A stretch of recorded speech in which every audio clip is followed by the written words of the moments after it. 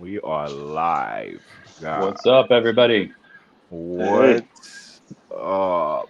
What is going on? This is the Recovering Addict. We are live, guys. Let's get this thing going.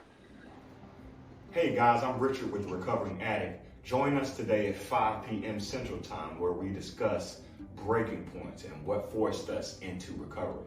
And please do remember, you are not alone. Yo, it is so good to be back to the What's Recovering up? Addict. Yes, it is so good to be back. I am Richard. I am a recovering addict. And I'm Brandon, and I'm a recovering addict.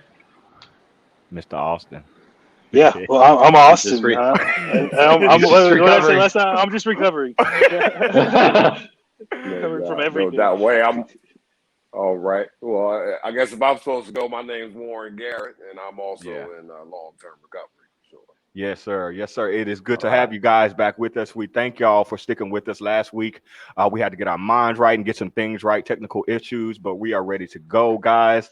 And this show is called Breaking Points. Okay. Breaking point, actually, when you get to that point, when you decide to go into recovery or even not recovery, if you're in a relationship and you decide, man, I am tired of this relationship, or if you get in a job and you are tired of that job, you've hit that breaking point, or you're working out and you just break, you can't even take it anymore, man. Your Yeah. doggone You trainer stop. has broken you.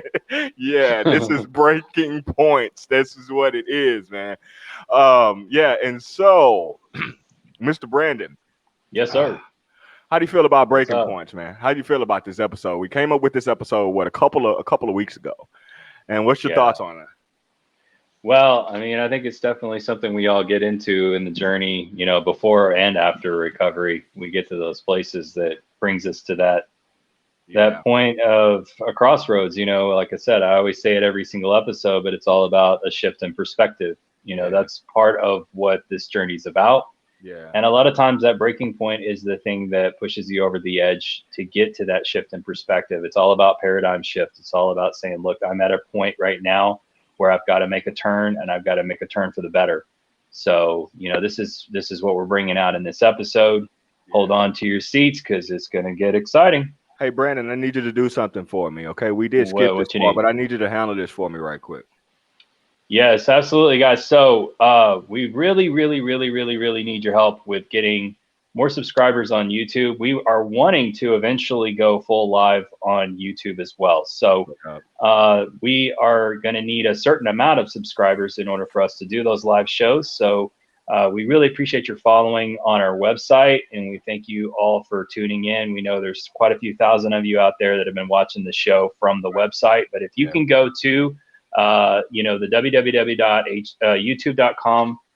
www.youtube.com/C/the recovering addict one, and go ahead and just hit that subscribe button. We really don't, need much more from you than that, just because Yeah. we really want to be able to get those numbers up, and that way we can offer you more on the YouTube through the YouTube channel as Right. well. So please do that for us. That really, really, really helps us out a lot. This will also help us for future fundraising, helping us to be able to expand and to be able to do more for everybody. Okay.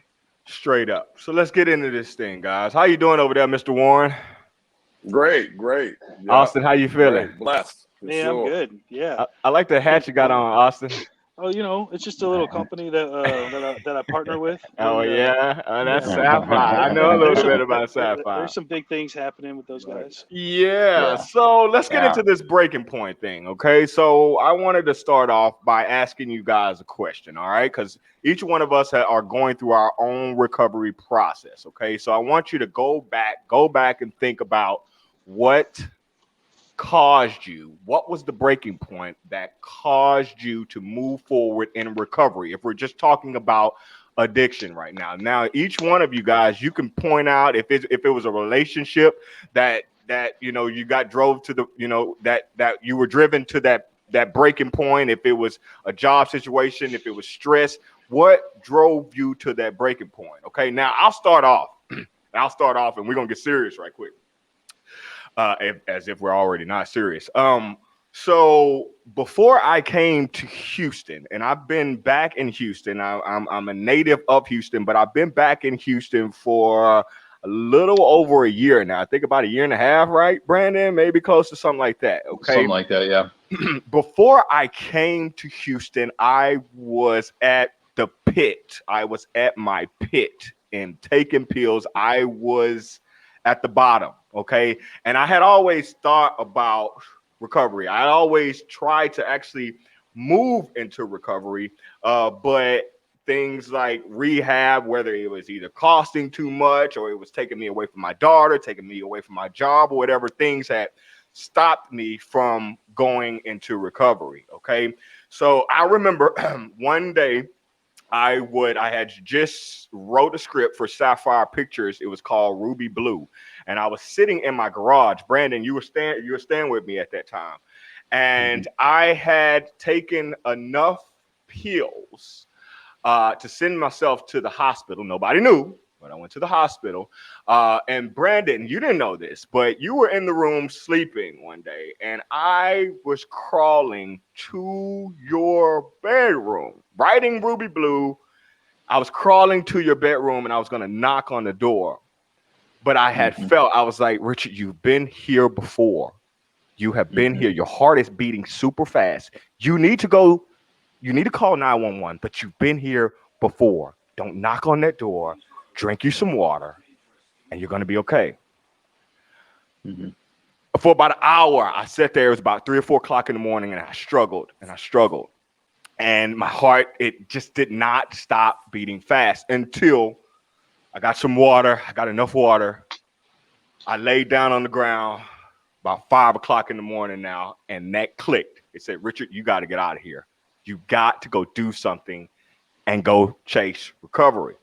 That is when I decided, okay, I'm going to take my company to Houston. I'm going to take my recovery to Houston, and I am going to put myself in the detox. That was my breaking point. That was my time where I decided to act on recovery. And I've been in recovery ever since. So I want to ask you guys, is there anything that you can remember that pushed you into recovery? Anybody want to start?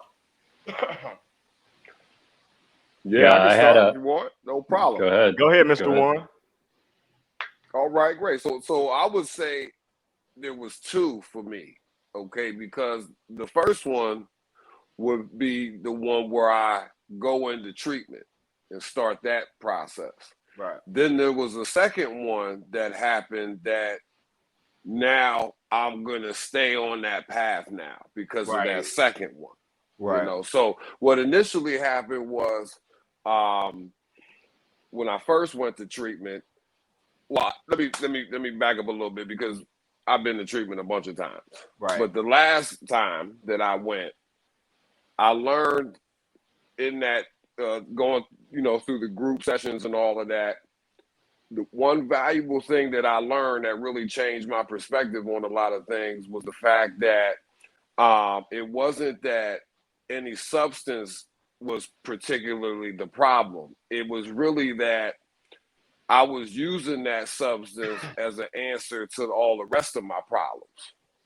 And that was something there that once I really got a grasp of that, that's really what got me going into that direction. Then fast forward, once I was able to find a purpose in my life where it was something more than just getting up, going to work, paying bills. Once I was able to find something that was beyond that and that was beyond me, bigger than me, to at least be a part of, once I found that, that was what really sealed the deal to where I could say, at least in my life, I could call myself recovered, right? Because I'm going that way, and I'm not, I'm not going back. Now, a lot of people, unless they have something like that, it's easy to go back. It is because there's no direction moving forward. So that's my experience. That was my experience with the whole thing, without getting too deep yet. But yeah, that's what I would say. There was two breaking points in my life for sure. You got something, Bree? Yeah, my breaking point was about 2003, 2004, somewhere in there, and I was The girl I was dating was my supplier. I was dealing ecstasy at the time. And she had one of her dealers that was needing to make a drug run out to Louisiana to pick up quite a few products. And so I offered to take this guy out there, and we loaded up in my truck. We were doing meth and combination of meth and coke for about 3 days straight to stay awake and to be able to stay on the road there and back.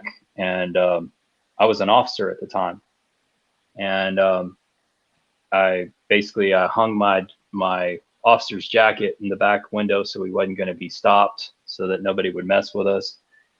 And I remember we got out to his place out in Louisiana, and this place just looked like something out of a horror film. I mean, it really reminded you of that ding ding ding ding ding ding ding ding. You know what I mean? It was pretty bad. It was horrible. You talking about Hicktown? You talking about Hicktown? Yeah, it was very much so, very much so. And his house had like wood plank floor, and I'm not talking the good kind of wood plank, just boards, like and Texas Chainsaw Massacre. Yeah, very much so. Yeah. And so he went. I remember hearing him taking a shower, and then I could hear him around the corner. He was bent over, whacking himself off to some porn. Okay.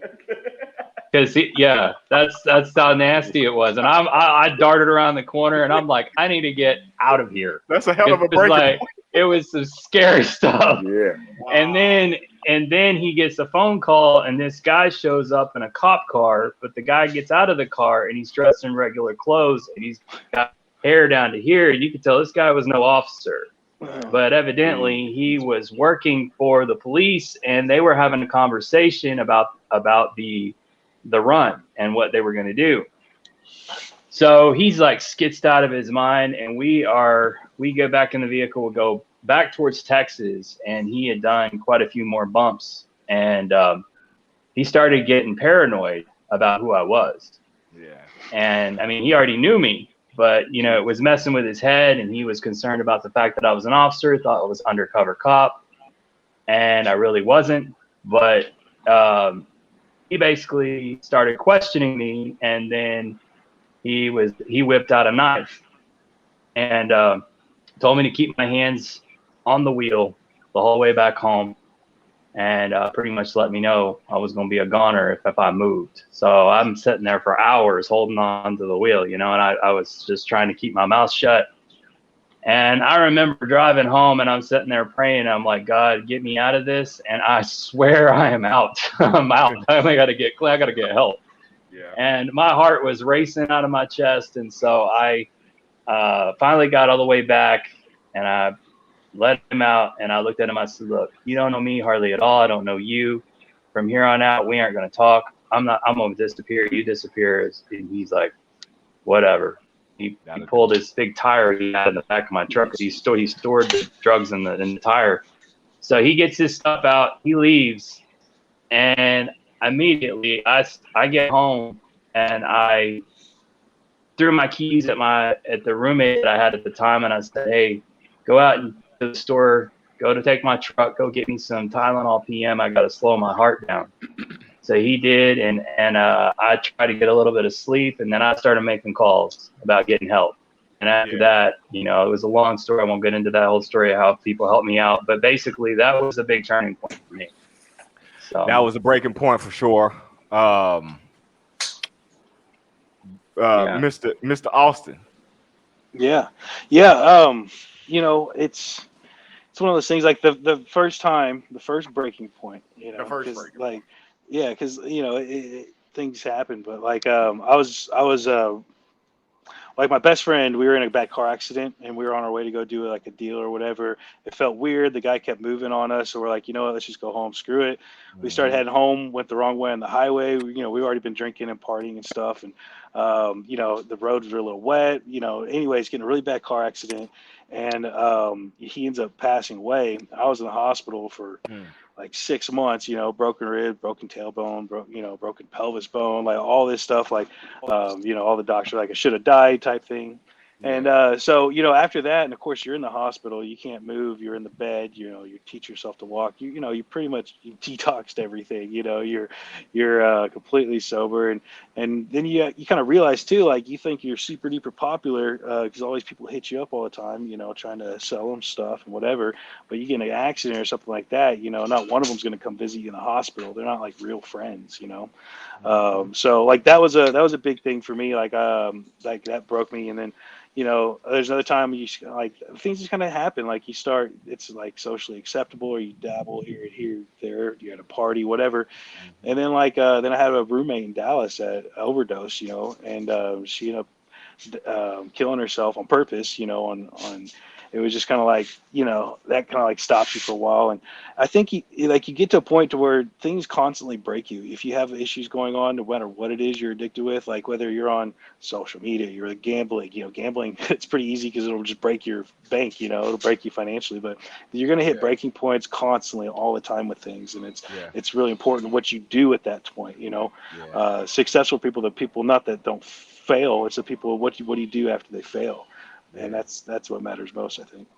Well, I got a question. Okay, so I was looking up. I checked out this document. All right, and let's get into about a lot of people reach that breaking point when they get stressed out. Okay, especially with jobs and stuff like that. So I was reading this document. Okay, and there's a great quote. This guy named David, I think it's Gamel or Jamel. It says the quote is each man has a breaking point, no matter how strong his spirit. Somewhere deep inside him, there is a flaw that only the fickle cruelty of fate can find. I thought that was a powerful quote. Here's what they wrote after that. Everyone has a breaking point. Denying it can be dangerous. The earlier you recognize the signs, the earlier you can do something about it. Most people crack up when their stress levels become unbearable. A breaking point is not an isolated incident, but the culmination of an internal process.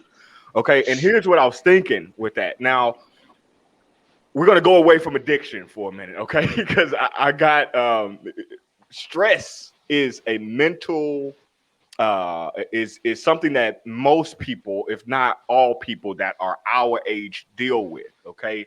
And it can push people into mental illness. I've studied that. Stress can push people into mental illness when it comes to depression, when it comes to a little bit of schizophrenia. Stress is very powerful these days, okay? So I want you guys to think about a time when you were stressed out. Now, there was a time, and I'm talking about I was probably young, 18 years old, when I was super stressed at a job because I wasn't making enough money, okay, at this particular job. My homie Cecil will remember this, okay? I think I was working at the movie theater. And I was in line. We were selling hot dogs and popcorn and stuff. We're in line, and this is a Friday, and one of the biggest movies that came out. Okay, my homie Cecil's right here, and there's other people, and we're selling these particular, popcorn, hot dogs, and stuff like that, right? So I don't know what the hell I was stressed about, but I decided this is the perfect time to quit. If I'm gonna get out, I'm gonna get out with a bang. All right. So all these people are in line.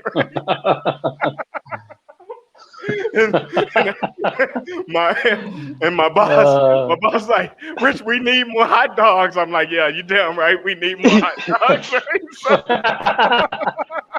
So I take my hat, right? I take my hat off, right? And I flip it. I just flip it. I flip it out there. And I walk the hell out, okay? So all of the people in my line had to get over in my homie's line. And my homie's looking at me like, where you going, bro? Right? So I say that to say, do y'all have any stress moments in your life where there's a relationship or job where you handled the situation all wrong? Okay. Think about that, where you say, okay, I could have done this much better, but I handled it all wrong. Do you have any of those? Anyone? Warren? Yeah, got plenty of those for sure. Just to kind of connect it all in, I'll relate it to a story about one of the residents that we had here at one point in time. So we had this guy from he was actually from a psychiatric type of place. Yeah. But he was also on parole. So he had a parole officer, so they had reached out to us. We were, looking forward to creating that relationship and whatnot. Once the gentleman got to our place, he began to ask us to take him to the VA, which is the military hospital. We didn't understand why he was asking that because he had not, we weren't told that he was in the military at all, but we understood there was some type of problem there. So once I called the parole department and let them know, hey, he's asking to go to the VA. As soon as I said that, they immediately hung up on me and showed up at the door, probably about 4 or 5 deep. They run into the house, they grab the guy, they take him out, toss him in the car, and they basically tell me, hey, well, we'll take care of this. Don't worry about it. And I'm like, well, what, what's wrong with the guy? They don't want to say. Yeah. But a couple of days go by, and I don't mean to take up too much time here, but a couple of days go by, and I go up into his room, and he's there, just real randomly, just laying on the bed. And I was asking him like, hey, what's the problem? What happened? And he talks to me. Prior to this, he really didn't talk much. He ends up talking to me, just as regular as we're talking. And he's like, hey, I'm sorry about that. It's not going to be a problem. But, I'm like, well, what? So I run down, I call the parole department and say, hey, this guy's here. They hang up on me again. They come back out, they show up with a group of guys, and this time they're like, hey, do you want us to take him up out of here? Now, to back up a little bit, I had recently received a check on his behalf for like $5,000. What? And so when they asked me that, I'm thinking about the check. So I'm like, sure, he can stay, no problem. So, he begins to, go be here a couple of days, turns into a couple of weeks. His roommate that he had he ends up giving him random gifts. He would come in and just give him, hey, I found a pair of pants for you. Yeah. And just give it to this guy, So we was like, what's going on? The if you would say the breaking point and all this would have been when he showed up with a box of 9mm bullets and gave to the guy. Ooh. What? So when he did that, I called the parole department again and said, hey, I don't know what's going on. He just gave this guy, a box of bullets. Every time I call them and say anything about this guy, they hang up and show up, at the door. CIA guy. Before they could get there, the guy takes off. And to this day, they have never found this guy. What the? Wait, so I'm what like, the breaking is he coming back for me one day? Is he mad at me? But it turns out he was in the military. There was some type of history there. I don't know if he was some type of Jason Bourne guy. Yeah, that's what it sounds like. Yeah, I was gonna say that's CIA stuff. Jack Reacher, never go back. When they called me and said, hey, listen, we haven't found the guy. Yeah. And I said, am I gonna be okay? And they were like, we hope so. Yeah, that $5,000, boy. That money will make you. Hey, man, listen, man, don't tell them nothing. It's 5,000. In saying that, I mean, if you're even at a job or something and it's going so terrible, and you kind of get to a breaking point and you make the wrong decision, you don't break. Somehow you keep it together and you stay there, and that's more detrimental than what you should have just been by leaving. It's called bottling up inside, bro. Yeah. People bottle it up all day long, and then they explode like you're sitting on the toilet, just ate 3 burritos from Taco Bell, bro. You know what I'm saying? And then it's over. Thanks. I appreciate the visual. I know what you're saying. That was a real. Oh man, let Bro. one go right there. Bro, man. you just took it there. You I just just totally took it. changed the dynamic of our show. Oh my Lost goodness. all credibility. I know, man. I know, man. Hey, Man. okay. At least Okay, it wasn't me this time. That's- Moving on. Moving on. Let's pause for a brief breakdown. What are we gonna put up right now? Hey. Bam. Guys, please tune in to the Recovering Addict next week, every Sunday at 5 p.m. And please subscribe to our YouTube channel, www. No, that's not the YouTube channel. That would be YouTube /C/ the Recovering Addict /1, I think. I'll go back and check that. But this is a new YouTube channel, so I might not know it off the top of my head. www.therecoveringaddict.life. Now, that is our website. So please check out the website, guys. Let's get back into the show. Bam. All right. Now, I put that up because I wanted to talk about some new projects that we have. All right. We all got a bunch of stuff going on. So let's start off with Austin. You got any new projects, bro, that you're working on? And it does not have to be the Recovering Addict. It could be whatever you got. What you got? Yeah. So yeah, I mean, there's lots of projects going on. Actually, of course, I have my work. What makes money, and I do roofing and restoration, remodeling, put new windows in, stuff like that. So that keeps me pretty busy. Right. Once we started talking about the relapse, is when you kind of started getting into that, and we started talking about the animation style, which kind of like gave it a little bit of new life again. Yeah. We got to a point on that show where it's either we needed some serious backing to make it happen, or but now, considering the technology and everything, we can do this ourselves and do it animated, and it's pretty cool. So I like that it kind of relit that whole project, and I was having some fun searching online, finding these like animation, like there's apps and stuff, right? You can do it on your phone. Man, I started finding these. There was these comments on some, like some of these reviews were just cracking me up. Like I don't know if we want to talk about that later or something. But we'll talk about those later, because I saw some of those reviews, man, and they were very serious. Let's stay on Relapse Animation just for a minute. Brandon, you know about Relapse Animation, right?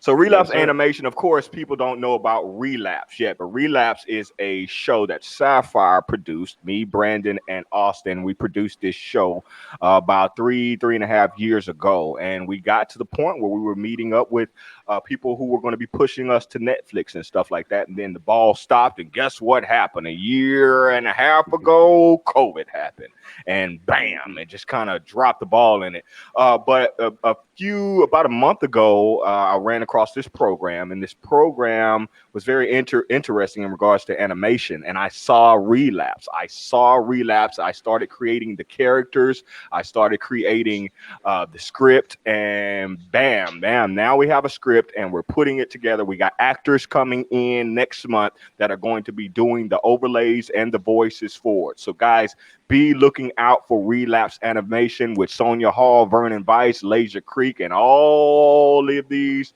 other characters that are in the regular script. Relapse Animation coming soon. And what's next from that, Brandon? I'm gonna let you talk about our our nonprofit. Yeah, go ahead. Yeah, so our nonprofit for the Recovering Addict is a very, very big growing project right now. We're working with legal as well as the financial side, and putting together a list of team staffing, filing all the paperwork to put everything together for the 501c3 nonprofit foundation. Right on. We're really working to try to establish everything for a very much larger vision than a standard 501c3, for a very, very, very important reason.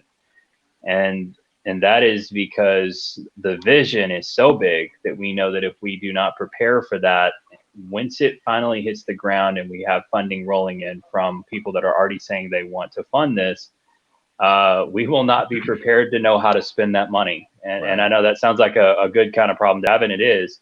So this is the thing. This is exactly why we are working to get our feelers out on all the aspects of social media to let you guys know how you can be a part of this.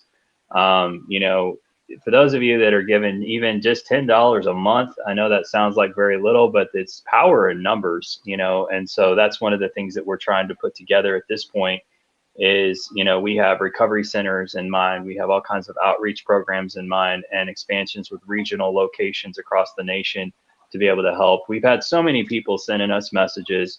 You know, where do I find help? How do I find help? Who do I contact? Those kinds of things.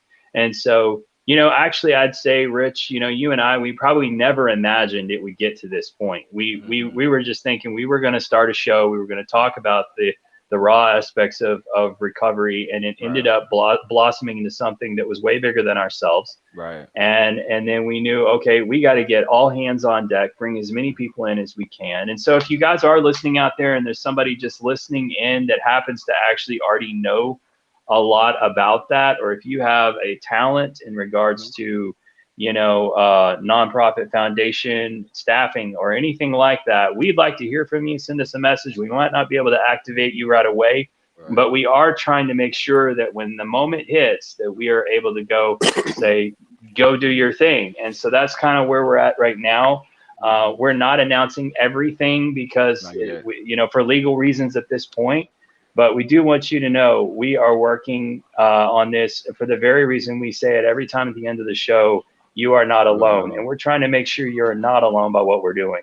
Right. So, okay, and then Mr. Warren, I'm sure you got some stuff coming up, bro. Tell us about it. Oh, without question. Yeah. So what we've been noticing as we've been doing this, as far as with the recovery homes, transition homes, what we've been noticing is that guys get real nervous about moving out onto their own because they be in environments where everything's being provided for them, or they're in environments where they're being told what to do every day, all day long. They don't really get the chance to make their own decisions, which is most conditions. And when you talk about treatment and stuff like that, you basically go in there and they, you know, kind of have it mapped out for you.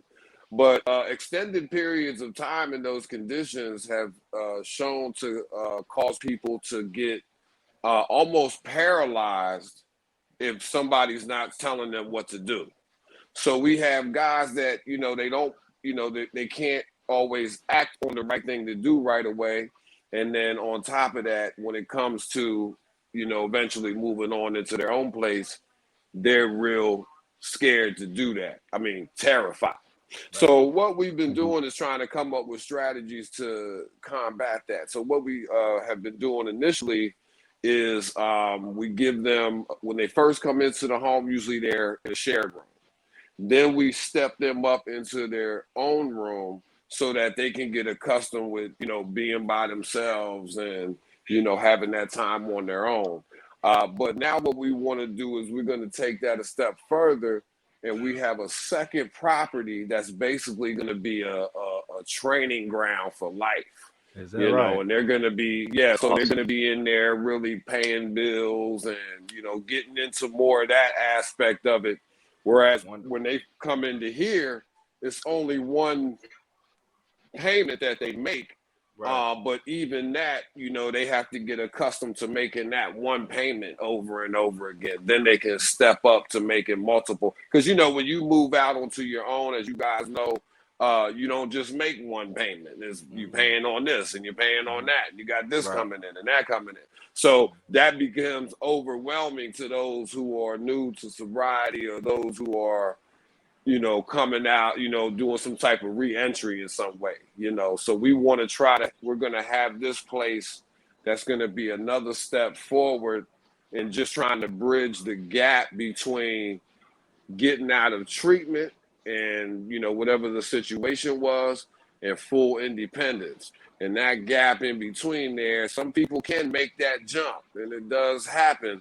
But a lot of people will fall into back into the, you know, the life that they had. So we're real excited about opening this place and having it be another step along the way in the bridge that we try to be, over that gap.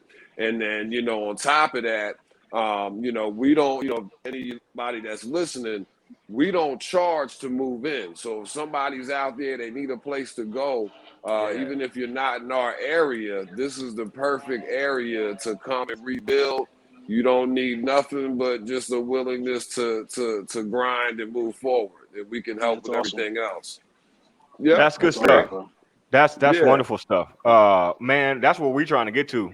You know what I'm saying? That is motivation. I mean, I think we had a meeting a few weeks ago with you, Warren, and you just trying to steer us into the right direction when it comes to, the 501c and when it comes to our nonprofit and stuff. We appreciate you we appreciate you jumping on the show. As a matter of fact, absolutely. You got a video. You got a video that I saw on YouTube. I want to play this before we get into your actual story. I want to play this video, man, because I believe the audience will definitely be more than entertained, man. They'll get some knowledge in regards to relapse prevention. There's a bunch of stuff. You mind if I play this right quick? Guys, we're going to take about a 5-minute break. Go ahead. If I could, I just want to preface it a minute just by adding that, the video you're about to show is on relapse prevention. Now, how we're a little different is we look more at strategies to things more so than as far as how the steps would be concerned. Right. The steps, as far as the 12 steps, can be included in that, but we try to come up with overall strategies that can be applied universally. Yeah. Sometimes what works for me might not work for them. So you want to have a basically just a generalized structure of something, and then you kind of make it your own as you move through. So these are just some strategies that we put together that anybody can really use as they're making their way through recovery, because especially in these times, relapse prevention is critical. It is the most critical, bro. It is. I'm telling you, it is the most critical. I mean, we're not talking about the animation show. No, we're not talking about the animation show. We're talking about real relapse. We're talking about relapse prevention, because a lot of people think, okay, once you start recovery, once you start that process, oh, you're good. No, that's when the actual struggle and the actual pull begins, because relapse is going to be right there. The opportunity to relapse will be right there. And if you are not working out your recovery, some people think, all right, I'm good, and I've started my recovery. In 3 weeks, I'm straight, man. It's been a whole month, I'm straight. That is when you need to truly work out your recovery and put something in place, whether it's NA, whether it's AA, put something in place to keep your mind away from certain things that you used to get into, just to focus. And it's called relapse prevention. It is true. I work relapse prevention. So I am excited to see this doggone video right quick. Can we get going in it? I think we should watch it. Okay, guys, this video is about 5 to 6 minutes. Let's check it out. Okay, substance abuse and dependence are linked to the serious illness of addiction, and it can be difficult to admit when you need help.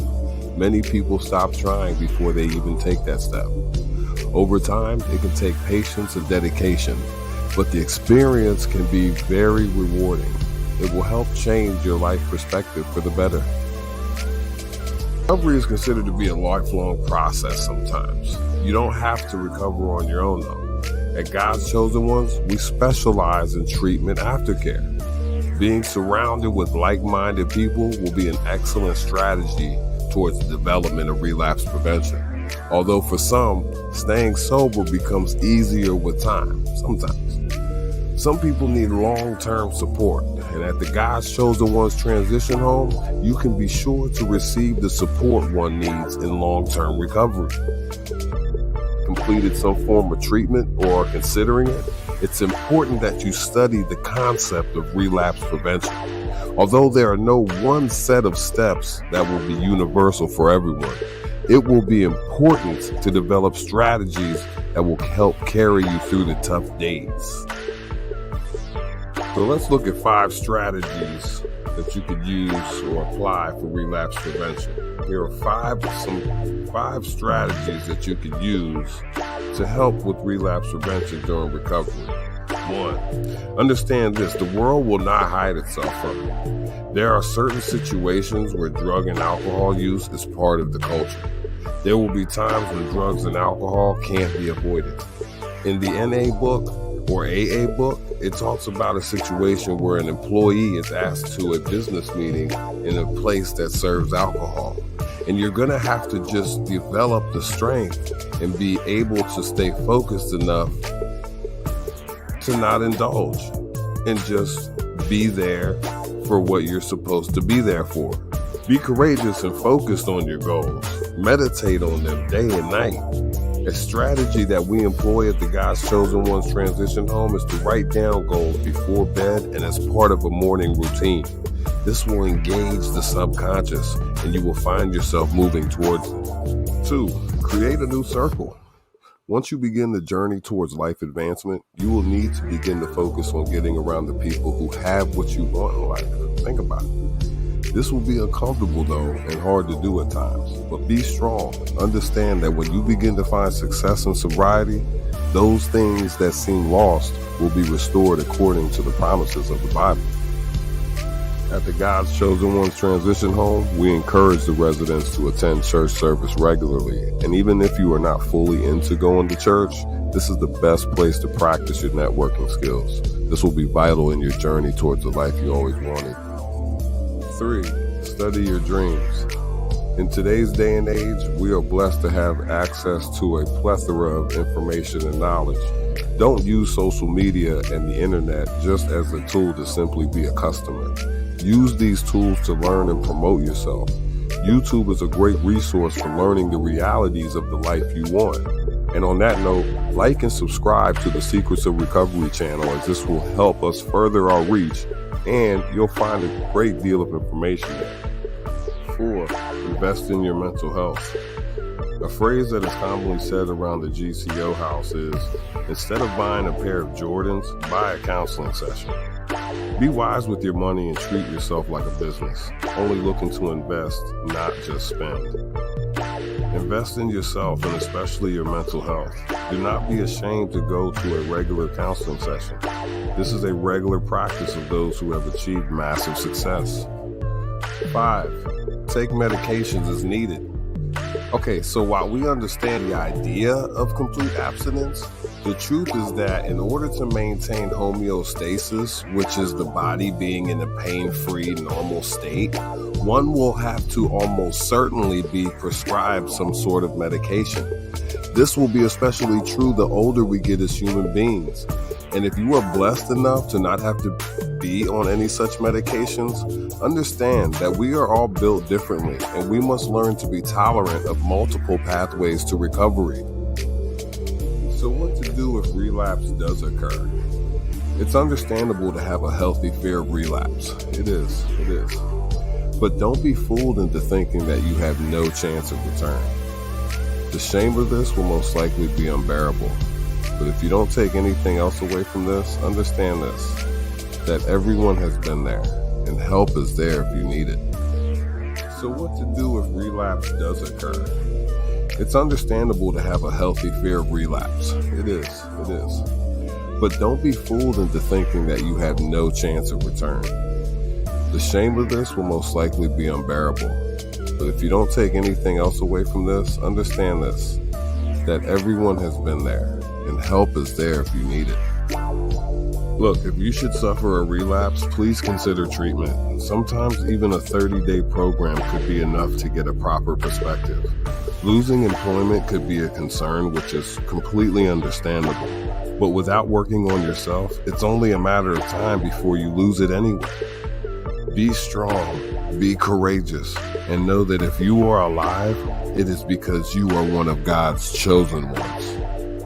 My name is Warren Garrett, and I'm the director of the God's Chosen Ones Transition Home, and I'm the founder of the God's Chosen Ones organization. If you or a loved one is in need of a place to go, please reach out to us. Visit www.godschosenones.org. Thank you. Thanks for watching.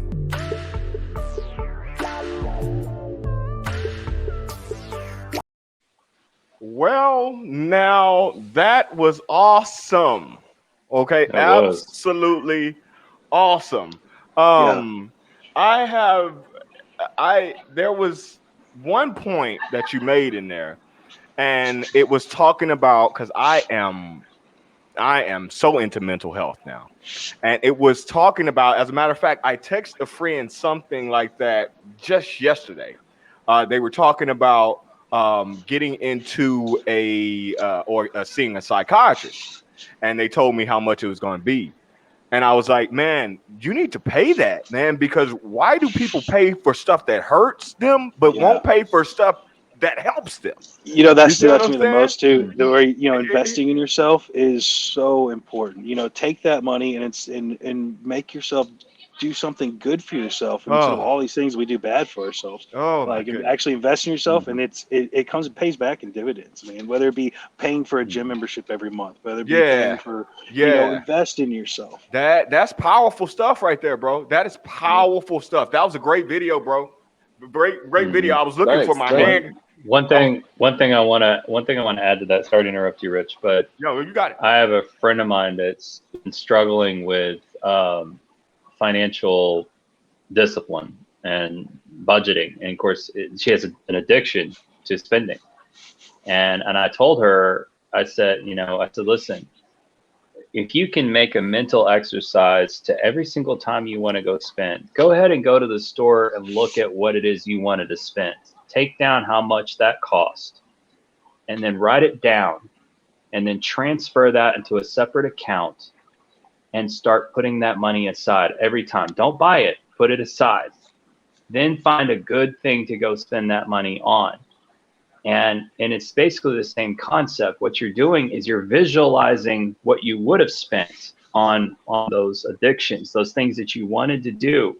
And then you're able to look at it and go, wow, here's an actual number I can look at to show my progress and growth. Because a lot of the time, as we know, for those of us that have addictions, not just in drugs or alcohol, but anything, spending, any kind of, blowing our money on whatever, a lot of times it's easy, especially when you're swiping that card, you're not even visualizing where all those monies are going, And so it's the same concept as what you're saying, investing in a gym membership, making sure that you are repurposing that money towards your betterment.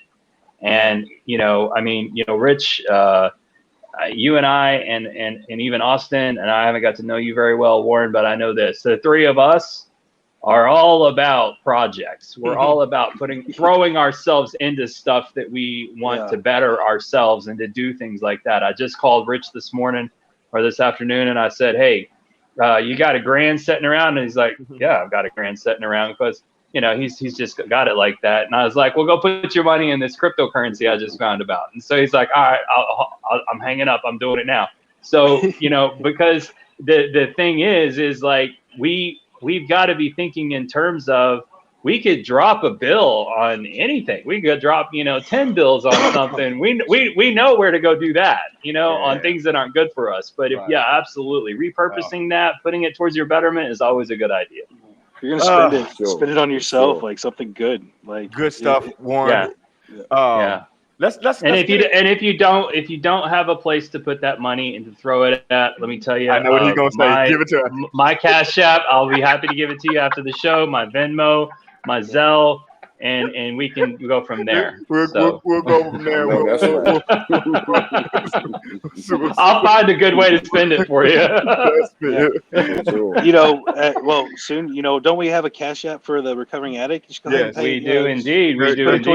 Put it towards something good, Yes, definitely go to the dollar sign the recovering addict on Cash App, and that's where it's at.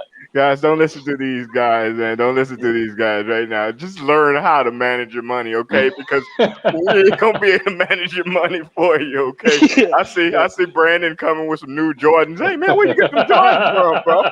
You got some Jordans today, huh? Yeah, man. The recovering addict paying good, man. Come on, man. No, but any money that is donated does go to the organization, so it is what it is. Yeah, of course. All right, man. Let's get into Warren's story, man. Warren, you've been stealing the show from us, bro. Man, we want to just take some time to get into your story, your addiction story, your recovery story before we go into Ask an Addict with Austin, and we'll end the show, bro. Can you tell us a little bit about it?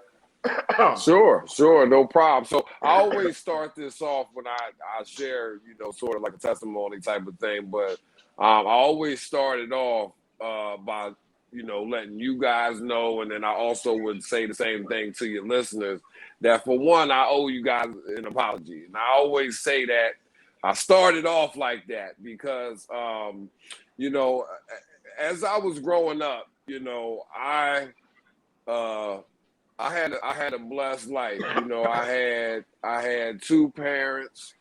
I was protected from all of the things that I would later come to find that could happen to you as a kid.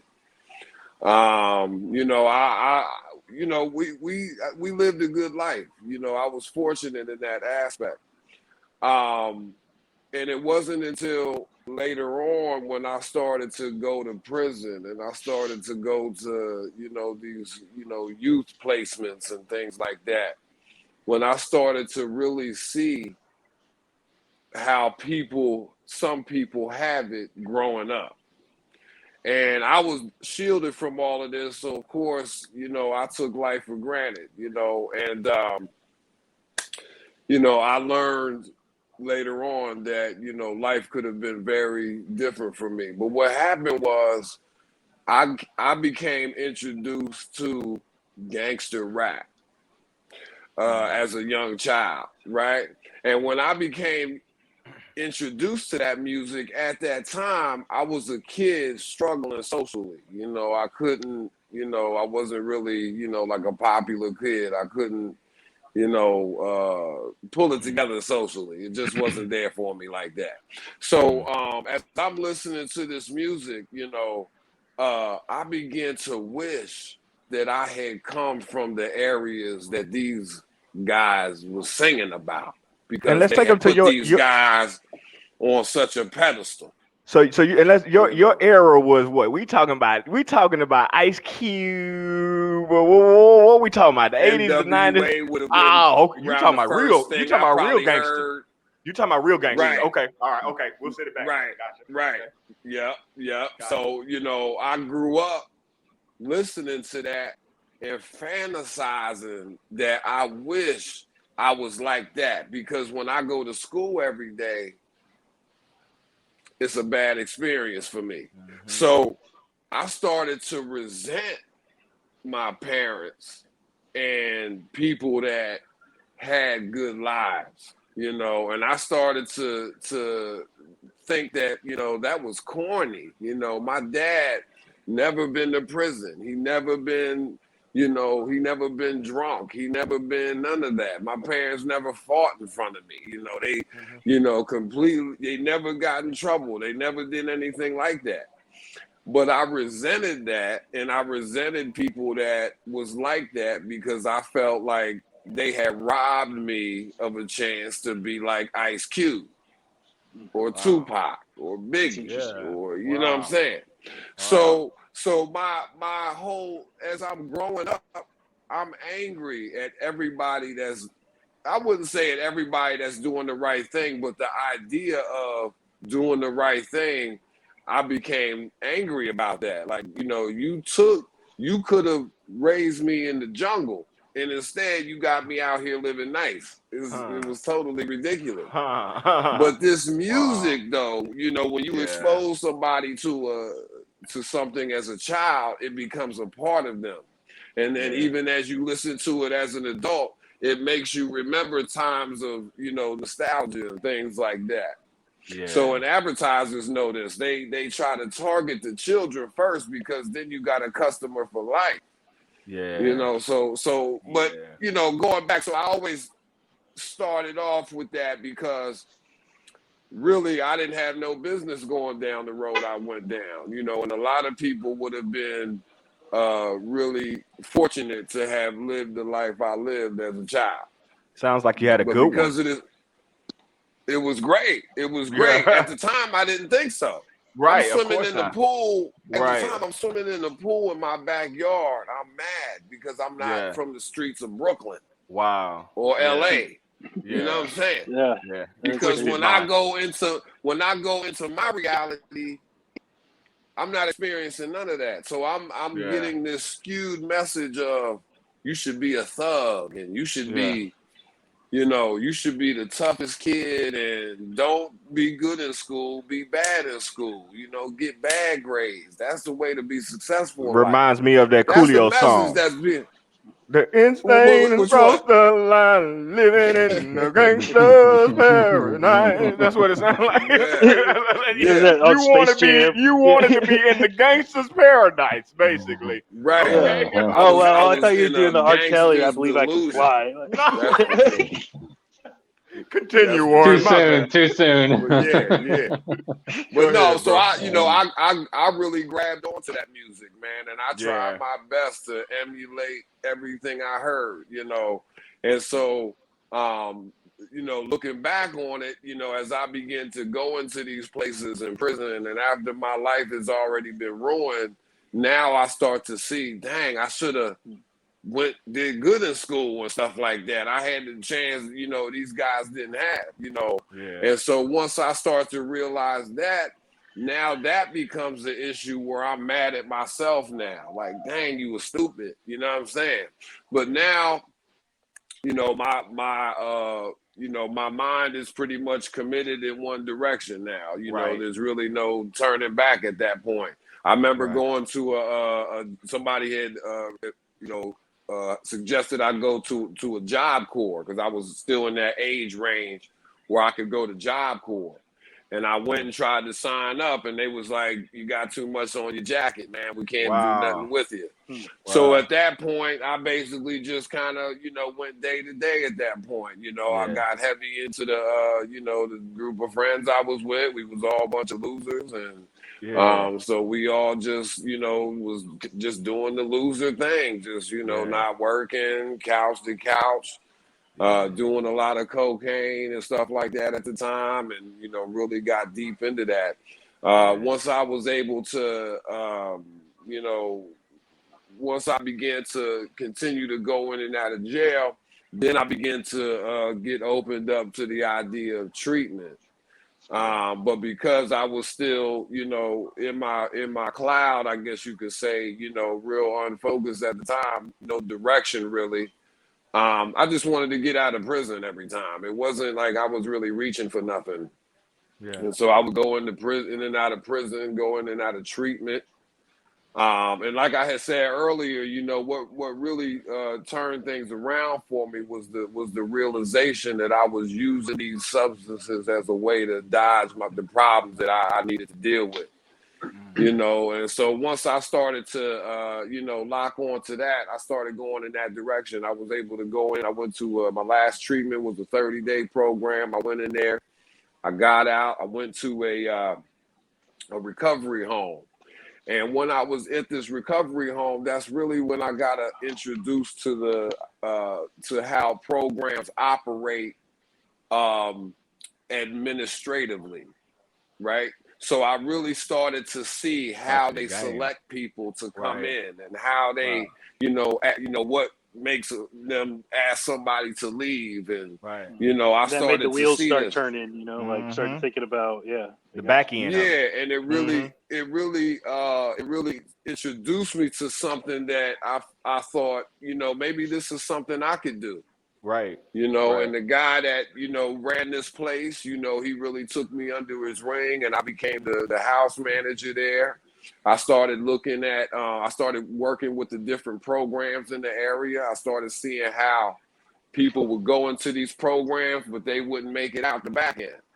And so, you have these places that they're telling everybody that will listen, hey, we're doing amazing over here. This is the best place to be.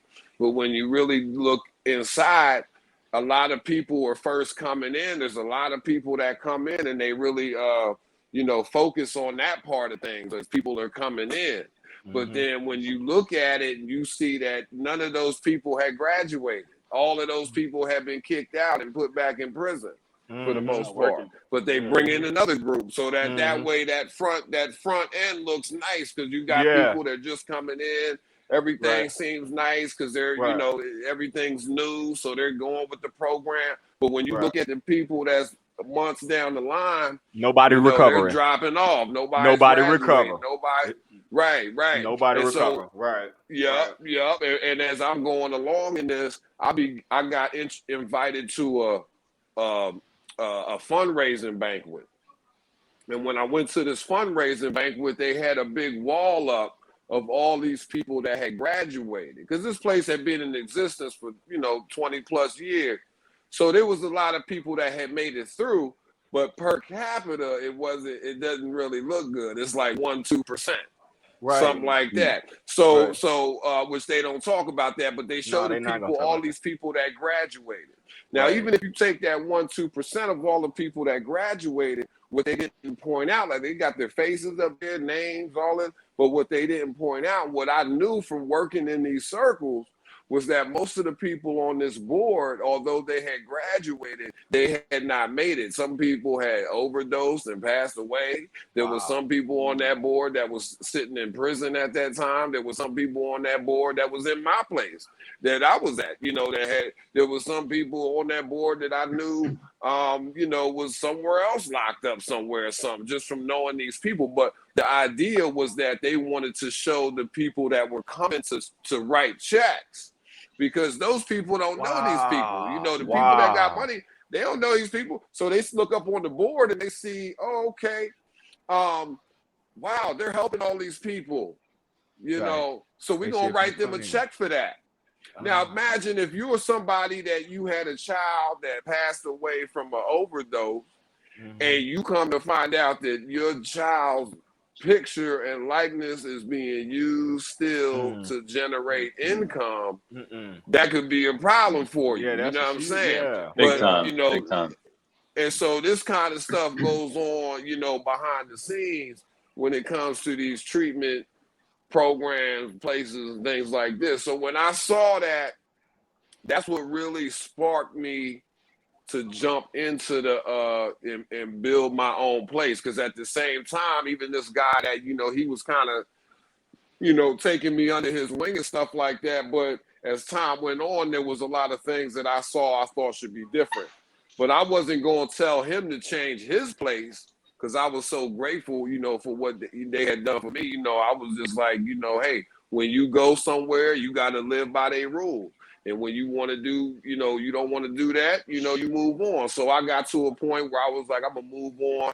I'm going to just, it was time for me to get out there and build my own life now. Yeah. So I got out there, I was working, but I was still trying to figure it out as far as what I wanted to do long term.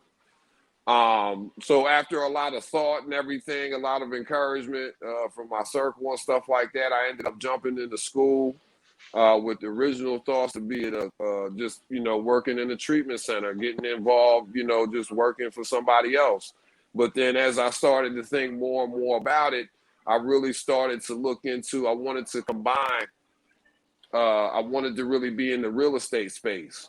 So, and trying to figure out how to combine, it came to me that, man, I could start up these homes, and really run it like how I think would be more effective than just somebody who has a list of rules that you either follow or get out, or they just hitting you with a pistol test every week.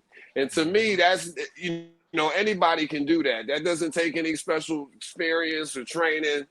You can basically set anybody in that role. But what we do different as far as our places that we have now, which, by the way, like I said, you can reach out to us through the website, social media, godschoseenones.org. You'll see a lot of stuff there. If anybody needs help with a place to go, you can reach out to us and we'll definitely help you out. We don't charge you to move in. Our aim is not to make money.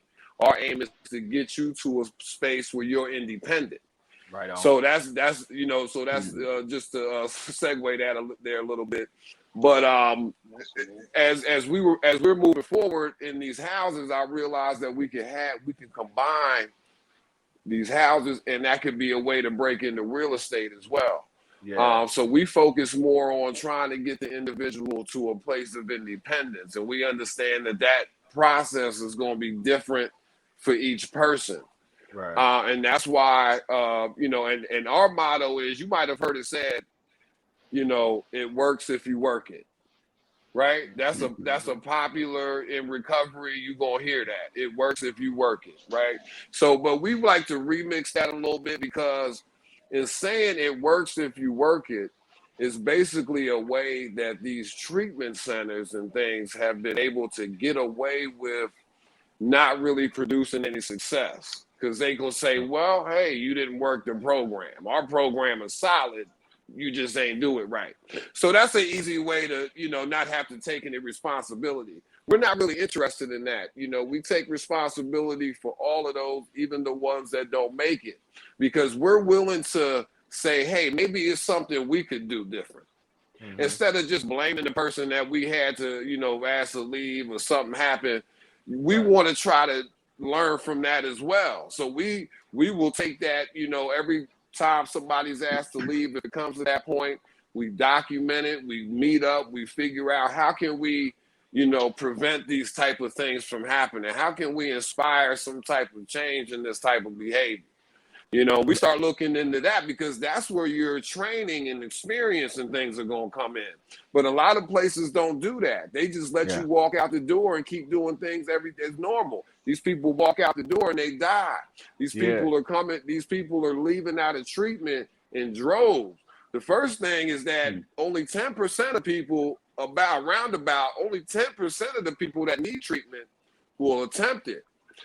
Out of that 10%, only about 2% roughly will find success moving forward out of treatment. When we look at these numbers, you've basically been able, you know, with how long that you've been doing it, you've basically been able to see these numbers. You're talking about 10% of people that are addicts pursue recovery. That's what you're saying? Right. And you're saying 2% of them. Go ahead. I'm sorry. Okay. So nationally, you could say 5 to 10% of people in recovery make it. Wow. Those numbers come from a place called the Baldwin Research Institute. And I encourage people to look into that, because what they did was, all right. I'm sorry, Warren, not to cut you off. I was just curious. I was like, so what's your success rate as far as people that graduated from you guys so far? Like, how are you guys on success stories?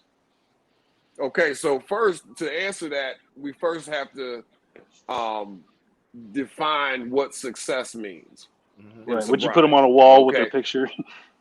Right. These particular ones I would. But so how we define, now most places define success just in, did you complete the program?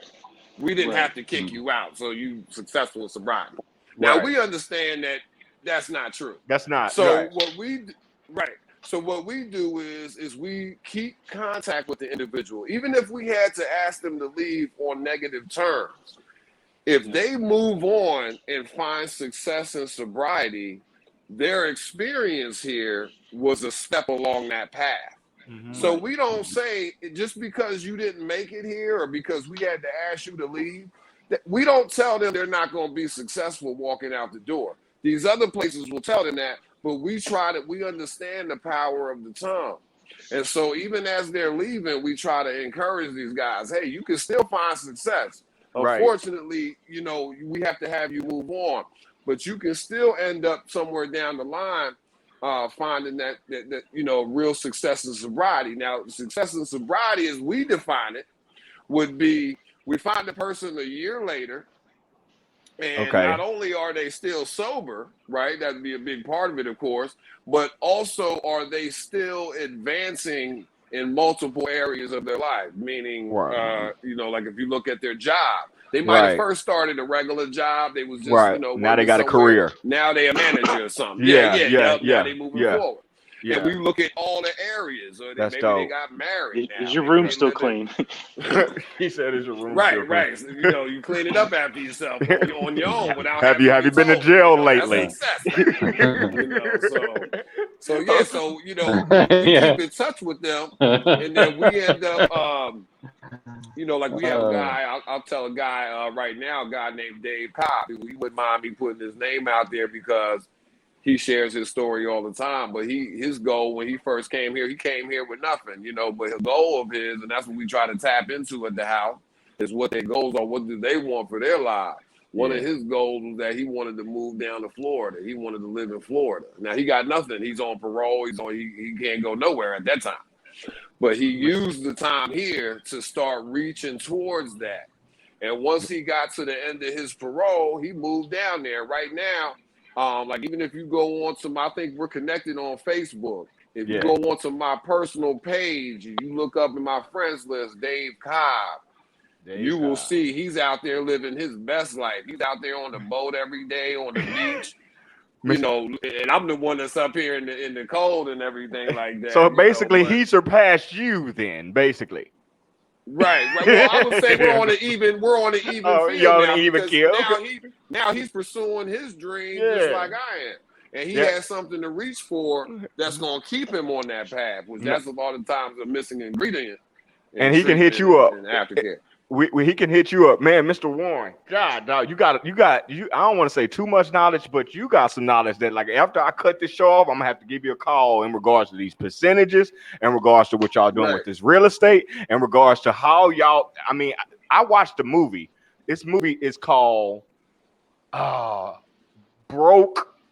What is it called? Body. It's something Body. It's with the guy who just died. It is an actor, black guy who just died, and it's called Broke Bodies or something like that. It is about addiction. It is about how these companies, medical companies would pay these, places where these rehab homes a certain amount of money just to get people in, right?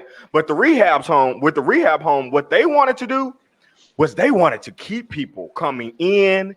They wanted to send them out real quickly, so they can relapse, so they can come back in and get another check from the government. It was just a cycle, and this is real. And it's funny because one of the main guys who actually starred in this movie, he died of addiction just recently, like 2 or 3 weeks ago. You know the guy, and I'll get his name, but it's called Body Brokers or something like that. It's a powerful movie, and I like the way that you guys were able to see that firsthand. You saw how these rehab, centers will actually they just want a plaque on the wall so they can keep getting that money. A lot of times it's just about money. Just get that money in. Keep that money cycling. Let's keep these beds full. Let's keep these phones ringing. Come on out. Hey, you've been here for 30 months. Let me expound on that. Let me expound on that a little bit, because you're exactly right in what you're saying. And the reason that happens so often is because these things turn into a business. That's what. And when you have health and business, you're mixing those two. You got to be prepared to take some losses in healthcare.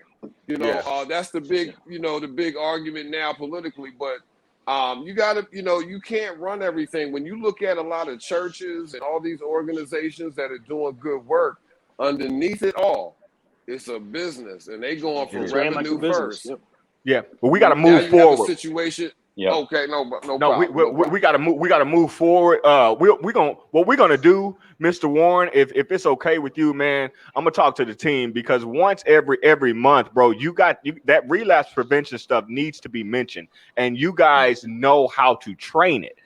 So maybe we can come up with a training session once every month and just bring you in, and you can just walk us and walk the audience through some steps on how y'all teach people how to stay in that, how to, relapse prevention, basically. One thing I would say too is if any of our listeners out there are working in this field, working with recovery, working with transitions, things similar to what Warren does, send us an email, contact us, talk to us about any kind of inside information that share your stories with us, because we want to listen. Basically, what we want to do is void of all that nonsense. We want to get to the raw and the real, get these people to a place where they can truthfully hold their head high a year, 2 years, 5 years down the road. And we can put their picture on a wall and say, hey, yeah, this is the real deal, and just like Warren's, that's his goal. That's our goal. And we want to definitely do that. So, and Warren, we really do appreciate you saying that. I did want to say this though, Warren, is I know that you said you grew up privileged, you know, with basically, you know, you kind of sought, you almost put yourself into a self-sabotage. I will say there was one thing that you were disadvantaged in one way, and that is, I can see you're an Eagles fan, and that right there probably disadvantaged you at least to some point. That would probably cause me to spiral too. You might be So right. You might be right. We found the problem. I had to. You're looking at a bunch of Texas guys down here, so no, but you got to just take a little good humor, you know. So, hey, it's been a long time since we had one too. So you're right. You're right. Let's pause for a commercial break. Let's pause for a commercial break right quick. Bam! Hey guys, listen, if you are interested in sharing your story on the Recovering Addicts website, check this out right here, man. You can share your story on our website. All we need you to do is just send us a 1 to 3 minute MP4 video to our email. That would be the recoveringaddictlife@gmail.com, and we will share it. We will post it on our website, and if we like them, well, we're gonna love them. Actually, any video that you send, we're going to love, but please make sure it's not too explicit. Okay, we don't need any type of problems. All right, we do have real people that are clicking on this site, so we don't want, you know, just anything. But please share your story. Go ahead. Your videos will be screened also. It will be screened, so if they do not approve, we will not post them. We will not post them, but we do want to get people on the show too. So those videos that are real good and you know that, and then they're to the point and juicy, we want to get you on the show. Thank you. So let's get back into our last section. This would be the run through with Mr. Austin, Ask an Addict. Wow. All right. Okay. Guys, we're gonna play a little game today. And in fact, I was actually thinking, I don't know if maybe we should, because I know we're running a little behind on time. No. Okay, good. I was thinking maybe we put this in the second part where you got to subscribe to the YouTube. Let's go. Let's go. It'll be fun. All right, right on. So we're gonna randomly pick somebody to answer some questions. You're gonna get I'm gonna give you about 10 questions. You're gonna spit them off. You got about 3 seconds to each your answer. One. Richard is going to play a buzz sound if you just give a bad one, or if your time is up. You got that one queued. I got my soundboard queued right. Let's see. That's that one right there. That is correct. And this is the. And you get the shit wrong. That's that one. Okay. We'll use that same one because some of these aren't right and wrong. They're just okay. We also use that one. You know, if their time is out for they wait too long to answer. Okay, what's that? Is it? No, it's not that one right there, right? Is it the fart one? Is it the? No, not that one right there. Okay. Use the buzzer, buddy. Use the buzzer. Okay, let's go. All right. We're gonna start off lightning round. Brandon, you're going first. Okay. All right. Here we go. Favorite ice cream color? I'm sorry. Go ahead. I couldn't even hear him. Favorite ice cream. Favorite ice cream. Yeah. I'm lactose intolerant, so I don't eat ice cream. Oh, hell no. Hell no. Okay. Say a word in Spanish. Me? All right. Oh, it's still on me? It's all on you, brother. Yeah. Okay. Es necesario. You're out. Come on. Keep going. Keep going. 3. Do you believe in fate? No. Okay. Favorite number? 17. Who has it easier, men or women? Wow. Men. Oh, no. Have you? Okay. Hold on, I gotta hit the game button. Hey, twice on that one. We do want people to come back next week, so Okay. So Brandon thinks men have it easier. Okay. It's a broad question too. So. Okay. Have you ever worn socks with sandals? Have ever what? Worn socks with sandals. Oh, absolutely not. That'd be blasphemy. I would never do that. No. Okay. Name a primate besides monkeys and apes. Baboon? Is a buffoon a monkey? No, baboon. Baboon. That's A baboon? A baboon? Yeah, Yeah, baboon. that counts. I think, yeah, give him a ding. Is that right? Okay, Yeah, okay, yeah, get a yeah. ding. I Okay, think get a so. ding. Yeah. A baboon? I thought a I baboon think was a that's- monkey. Well, in the primate family, You know, but I thought okay, okay, yeah, you're right. You're right. I'm wrong. it's the ones with the weird looking face. Yeah, I suck. Yeah, I suck. Go ahead, continue. All right, Continue. next. What does a person need to be happy? Peace. Peace. Mm. Okay. I give him that one. That's a good one. Yeah, that's a good one. Is there such thing as objective beauty? Yes. Mm. What is the Good. best age?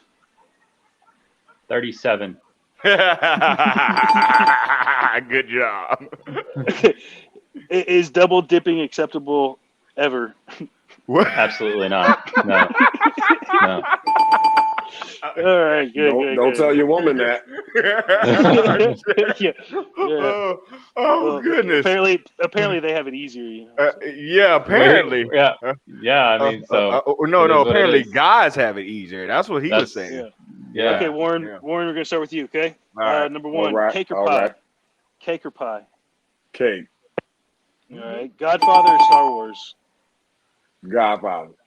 Oh, Okay. God. Yes. Really Yes. good one. Okay. Yes. How many times have you sneezed in the last 7 days? I'll probably say twice. Okay. Do you like the I word can remember. dapper? Do you like the word dapper? Yeah, it reminds me of Dapper Dan from back in the day. Harlem, New York. What does dapper mean? Do you mean look it up? Well, like you No, I dress don't. nice. Like No. Looks Dapper Dan. I remember it from Oh Brother, Where Art Thou? That's what What I is it? remember it from. Look up Dapper Dapper Dan. Dan. You'll find a lot of culture there. Look that up when you Okay. get some time. Dapper Dan. Okay. Uh-huh. I mean, it pretty much, it just means smart, pretty much. Okay. You know, neat or trim okay. in your appearance sometimes was dapper. Dapper. Okay. Continue. This right here is what you would call dapper. Rich. Some look at me. might. Some people Oh. might. Yeah, this is dapper. It's so, Okay, oh on my to the next God, one. don't do this. Where's the buzzer, Rich? Where's the buzzer? Oh. All right. Oh, that's what you wanted for him. Okay, I'm so Yeah, late. yeah, I'm yeah. so There late. you I'm go. so late. There you All right, how go. many hours of sleep? How many hours do you sleep a night, or do you need? It depends on the night for sure, but I'd probably say at least 4. I'll get a good strong 4. All right. Ouch. All right. Okay, 4. Yeah. Ouch. Okay. This. So Is that- say is that good too day. much? Say good day, mate, in Sleeping in. Australian accent. Say good day, mate, in Australian accent. Good night, Mike. Did I hit? Did I nail Oh it? yeah, I'll allow it. Oh, I would have given it to it. That wasn't bad. Hold on, wait. Yeah, that wasn't Hold on, bad. Hold on, let's Oh, give him do let's one do more it one time, more do- time. Do it one more time. Good night. Rich good just night, likes to do Mike. the buzzer. Brady, you For my can't talk to Crocodile me when you're Dundee saying days, it, bro. I'm watching My that. bad. Well, yeah. Okay, go ahead. My bad. Last Oh, I time. gotta say it again. Yeah. Is that where we at? Okay. I'll give you one more. Good day, Mike. No, man, that's not it. Nah, That's come not on. it. I'm All busting it out. Get my Crocodile Dundee out again. Oh, shit. Come on. I made him say it too many times. So. No, he wasn't right on the first one. Yeah. Yeah, he Yeah, was. he was. No, you can't. No, I don't think This is that's supposed to be a fair. lightning round. I know, but okay. Yeah, we left while lightning's gone. The lightning's over. Good. We done? Okay, so good day. No, hold on. If you could ask God one question, what would it be? Ooh, good one. Why am I here? Mhm. Okay. All right. So would you rather have fresh circus peanuts or stale Sour Patch Kids? Probably I'd say the circus peanuts. Okay. Yeah, for sure. Right. I think that's the last one. Yeah, that's for sure. That's for sure. Oh my goodness. So who gets to ding to ding Rich? Nobody. Nobody. All right, I got to that. make sound effects then because I ain't gonna have this. He's done with the questions. He's done with the questions. He doesn't have No, that he's one. not. He's got to ask you. No, he doesn't. Oh, yeah. He's done. He only had 20 questions. 20 questions. No, Yeah. it's Rich's turn. Isn't You there a mean you song? only You know have what? questions for me and him, I've and got Rich gets all scot free? Mhm. No, I've got a special list for Rich, which No. you can only watch if you subscribe to our YouTube Yeah! Ding, ding, ding, ding, ding, Oh, ding, ding, man. ding, Yeah, ding. Good that's right job, there. That's Austin. right Good there. job. Well, that would be the end of the show, and it has actually been a very, very good one. Very entertaining and a lot of substance. Warren, thank you for the substance, bro. We appreciate Thank it. you. We appreciate it. Appreciate it. So I'm gonna be hitting you up so we can get you on next month. Okay. So and we just come up with a whole new section for you. If you're cool with that, we're cool with that, bro. And so we're looking That'd be for great. people to help us Yes. with a lot of these stuff, like what Brandon brought up earlier. Obviously, we're with the animation. We are looking for people that know that side of things too, because we need to pick your brain on some certain things. So, if you have any talent in these areas, please give us a call. Reach out, and we'll do cross promotion. We're both, we'll build each other up, and we'd like to use your talents. So. So that would be the end, man. We're gonna wrap it up, guys. Please subscribe. As a matter of fact, let me put this up one more time for Mr. Warren, guys. Go to that website. That would be www.godschosen1s.org, and please subscribe to our YouTube channel. That would be, and I'm not gonna try to say it this time because I am horrible with this. Let's get this out of there. There you go, right there. Bam. Long address, but it's good. It's long. Okay. All right, guys. Or so, of course, we'll have the link on our Facebook page. Yeah, and we we'll also will. have the link on our. So you can actually click it. We'll put it in the comments here. So just click the link below, and it'll go right to it. For sure. And you can reach us at www.therecoveringaddict.life, and you can email us at therecoveringaddictlife@gmail.com. Guys, thank you guys so much for joining us today. Brandon, Austin, Mr. Warren, appreciate y'all. And please do remember that you are not alone. All right, Mr. Warren. Have a good one, Mr. Warren. Thanks, Warren. Appreciate it, guys. Take care. I'll see you. You too. We'll see you. See you guys. Oh man, is this the after party? Well, it's the after party right here. Oh yes, I think we're still live though. We're still live. Oh yes, we're still live. Yeah, we're still live. Are we still live on Facebook? Yeah. Well, we're gonna after party. For a while, we'll go ahead and be recording. After party. That's what it is right there. Oh yeah. Okay. Yeah. It's the I can't believe you could actually be playing music. I could. I'd rather play this though. Okay, let's get back. So, what are we talking about for the after party? Really quick, man. I gotta get home and make some chili for my daughter. Speaking of chili. Yeah. Sounds good. Exactly. That I was gonna do it again. I felt like okay, that'd be a little bit too much.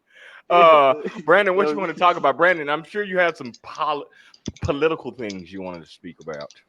Oh yeah. So, well, I guess if we get to promote ourselves, my TikTok is Red Pill Council. Be careful. So, be careful. Yeah. I know. Yeah. If you'd like to be offended on my channel, go ahead and go and see me. I get banned on a regular basis. Hold on, wait.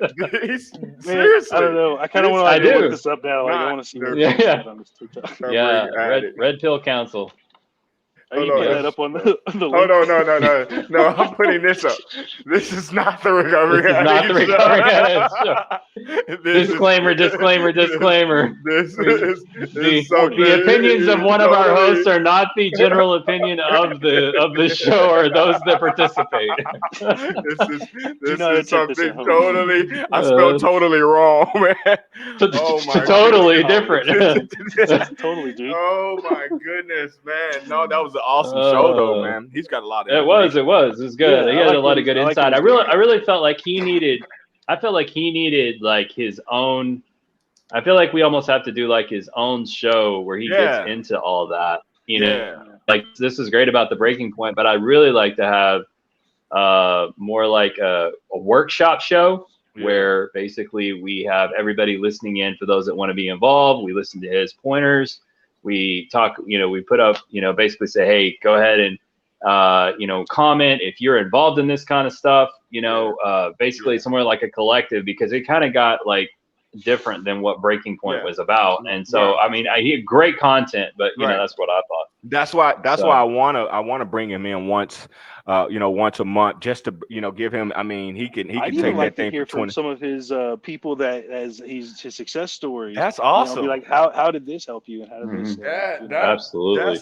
That is awesome. Let me make a note of that. I'm pretty sure he's gonna listen to this, but let's make a note of that, because that right there, we're gonna find out the percentages right now. Well, and he was talking about 2% from that one place that had everything on the wall. Then he said the national average is only 2% of people that actually try to get help. So they're right on average of what it is. Yeah. But if you want to try to do better than that, that's why I want to know what his numbers are at. Like if he's doing like 10, 15, 20, 30, 50% success rate type things. Well, that's fantastic.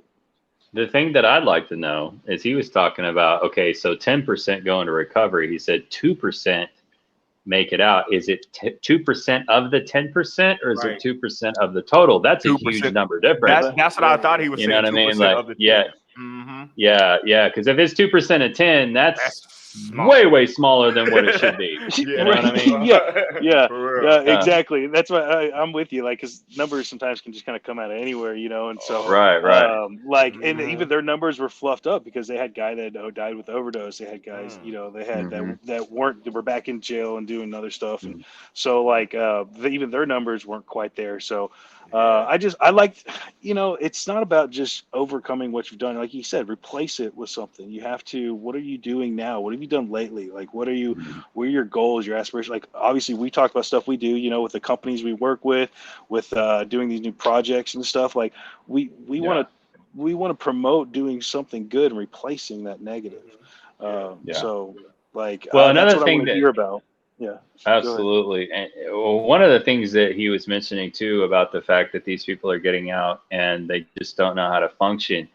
It reminds me a lot of Shawshank Redemption. Remember the old guy that had been in there for like 50 or 60 years, and he's like, I'm scared.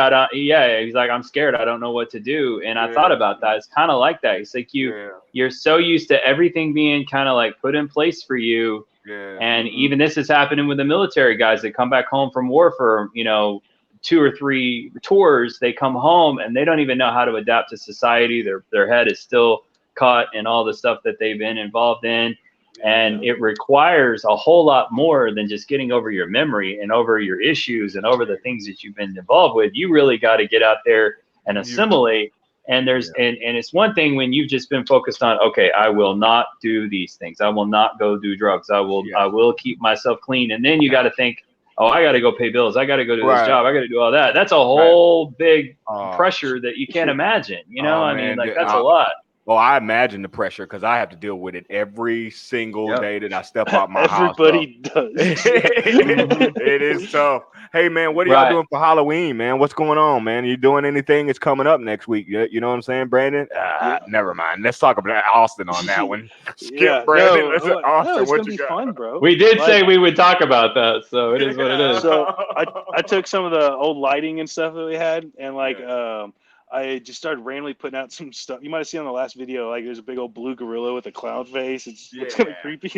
So setting up this little thing out in the front yard, and I've got a fake toilet that I'm gonna make kids reach into. Like I put like chocolate on there, so it looks like put water in there with Ziplocs, Baby Ruths and stuff, and make kids reach into this toilet to grab their candy bar. I think it'd be hilarious. And then I'm gonna pass out Jello. I'm gonna pass out Jello shots, my business card to the parents, and tell them about my roofing company and the remodeling we do and stuff, and just do talk to all my neighbors without leaving the house. Yeah, your house sounds kind of like a dangerous stop. I mean, Austin Brooks will be on each week about recovery, but here's a Jello shot when you come by. What are you? Since you laughing at people and shit. What are you doing for Halloween, Brandon? What are you doing? Absolutely nothing. Huh? Absolutely nothing. You're not doing nothing, huh? You're not going out with the witches and the goblins and the goblins. No. That's my past that I stay away from it. That's your past, huh? It's sounding like we're talking religious stuff now. Yeah, I'm a former registered member of the Church of Satan out of New York. And, hold on. You can't just say that That's like that. Yeah. Now we got to put their website up I at the can't- bottom. No, you know? we do not. No, we don't. No, but I left it, and now I live a different life. Hey. And I walked away from that, and I don't want to be a part of it. What happened to that? Did you had a tattoo, didn't you? Mm-hmm. I do. Oh my gosh, guys, this is past. This is no, you can't see. This is past Brandon. This is past Brandon. Like that's why he don't do Halloween, man. He was really in it. He was really in it. I remember one time I went and I think I had to pick up a card for the boy or something like that. Well, didn't I pick up your card because you wanted to make sure that you didn't lose that card or something like that? And that's when I knew my homie was really lost in the game. Yeah, what I'm doing for Halloween. Yeah, what are you doing, Rich? Let me check. let me check my Palm Pilot right quick. Not a damn thing. Okay, not a damn thing. Guess we'll both be doing that together. Yeah, we're gonna be doing not a damn. I'm gonna be working on Relapse Animation, man. That's what I'm gonna be doing. Well, and we are having a show on that day too. So we are having a show, and listen, we are going. I'm gonna be dressed up. I'm gonna have me like maybe a little afro or something like that. Maybe a nice little gold chain. I'm gonna just have the little old school pimp outfit. You know what I'm saying? When you know, you talking about the one you wear on Tuesdays? Yeah, no, bro. Tuesdays is the cross-dressing day. Wednesdays is the that's come right. on, man, get it together, man. Every other Thursday. Every other Thursday. I don't want to hear about that every other Thursday. Hey. Let me rewind that for my. Listen, I ain't never crossed it. Let me get real serious, y'all. I don't believe you. You know, hey man, we're gonna end it. We're gonna end it like that, man. This is the after party with 3 nuts. Okay. Yeah.